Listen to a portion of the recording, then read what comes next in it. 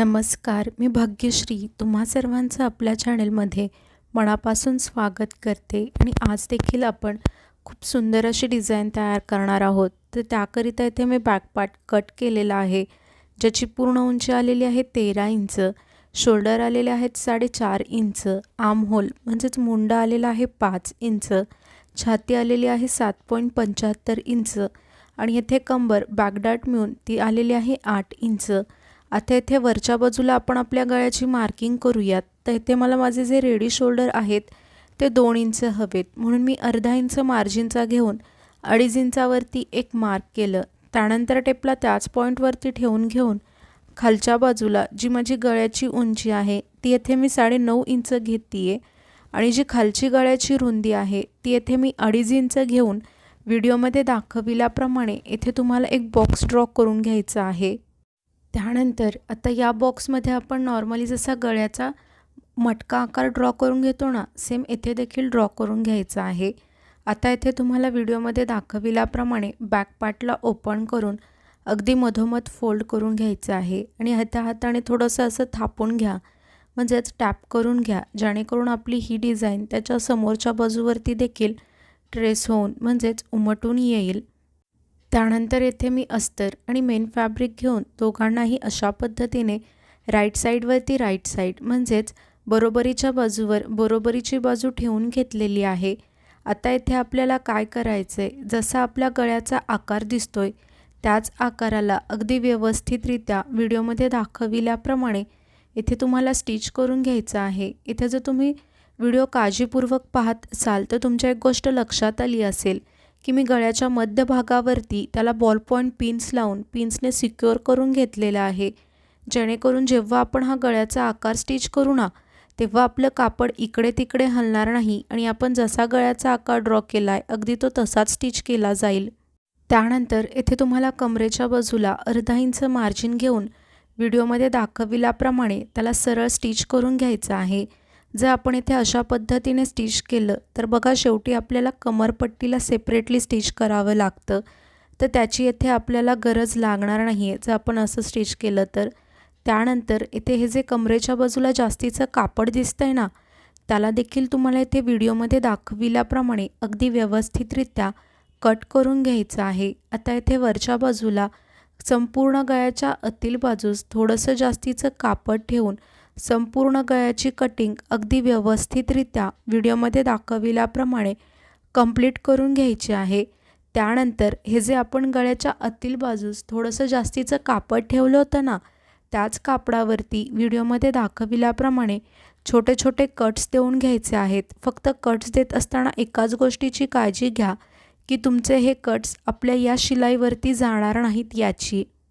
चुकून जर कट आपल्या शिलाईवरती गेला तर आपला गळ्याचा आकार देखील कट होईल। त्यानंतर इथे हा जो गॅप तयार झाला आहे ना, त्या गॅपमध्ये हाताला पास करून या बॅक पार्टला सरळ बाजूस व्हिडिओमध्ये दाखविल्याप्रमाणे पलटी करून घ्यायचं आहे। त्यानंतर आता इथे तुम्हाला संपूर्ण गळ्यावरती टॉप स्टिच म्हणजेच दाबटीप देऊन घ्यायची आहे। आता इथे दाबटीप म्हणजे काय, तर जसा आपल्या गळ्याचा आकार दिसतोय त्याच आकारात अगदी व्यवस्थितरित्या इथे तुम्हाला त्याला व्हिडिओमध्ये दाखविल्याप्रमाणे संपूर्ण गळ्याला स्टिच करून घ्यायचं आहे। त्यानंतर इथे कमरेच्या बाजूवरती देखील तुम्हाला टॉप स्टिच देऊन घ्यायची आहे। इथे तुम्हाला जास्ती काहीच करायचं नाही आहे, व्हिडिओमध्ये दाखविल्याप्रमाणे अगदी सरळ शेवटपर्यंत तुम्हाला इथे त्याला स्टिच करून घ्यायचं आहे। त्यानंतर इथे तुम्हाला अस्तर आणि मेन फॅब्रिक एकमेकांना चारही बाजूने अगदी व्यवस्थितरित्या व्हिडिओमध्ये दाखविल्याप्रमाणे स्टिच करून घ्यायचं आहे। जर तुम्हाला हवं असेल तर तुम्ही इथे अस्तर आणि मेन फॅब्रिक एकमेकांना चारही बाजूने फॅब्रिक ग्लूच्या मदतीने देखील स्टिक करू शकता। त्यानंतर इथे हे जे जास्तीचं कापड दिसतं ना, त्याला देखील तुम्हाला व्हिडिओमध्ये दाखविल्याप्रमाणे कट करून घ्यायचं आहे। जर तुम्ही येथे अस्तर आणि मेन फॅब्रिक एकमेकांना फॅब्रिक ग्लूच्या मदतीने स्टिक केलं असेल तेव्हा देखील जे जास्तीचं कापड उरतं ना त्याला देखील तुम्ही कट करून घ्यायचं आहे। त्यानंतर हे जे आपले दोन्ही बॅकडार्ट आहेत ना, त्याला देखील आपल्याला इथे स्टिच करून रेडी करून घ्यायचं आहे। इथे मी तुम्हाला एकच बॅकडार्ट स्टिच करून दाखवतीये, सेम तुम्हाला याच पद्धतीने दुसऱ्या साईडचा बॅकडार्ट देखील स्टिच करून रेडी करून घ्यायचा आहे। त्यानंतर येथे मी डिझाईन तयार करण्यासाठी उरलेली काठ घेतलेली आहे आणि ही जी काठ आहे ती 2.5 इंच उंची आणि 2.5 इंच रुंदीची आहे. हा तुमचा जितकाही गॅप आला असेल तितकी तुम्हाला इथे काठ घ्यायची आहे आणि इथे बॅक पार्टवरती मी एक सेंटर लाईन म्हणजेच मध्य लाईन ड्रॉ करून घेतलेली आहे.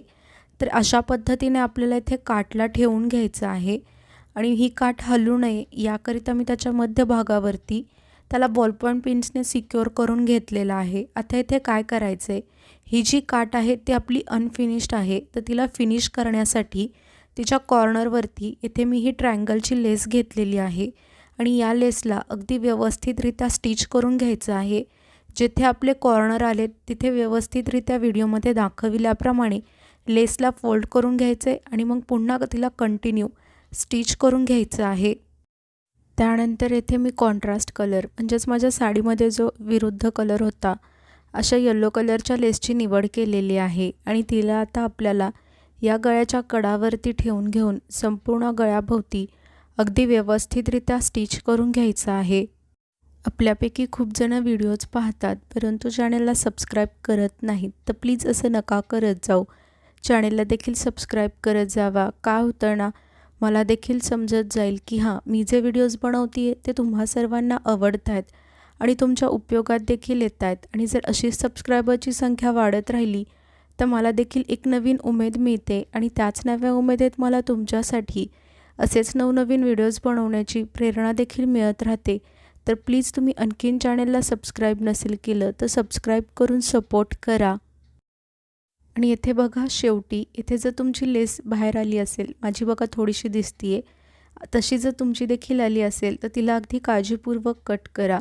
ती कट करत असताना तुमचा बॅक पार्ट अजिबात कट नको व्हायला, त्यामुळे व्यवस्थितरित्या त्याला कट करून घ्यायचं आहे.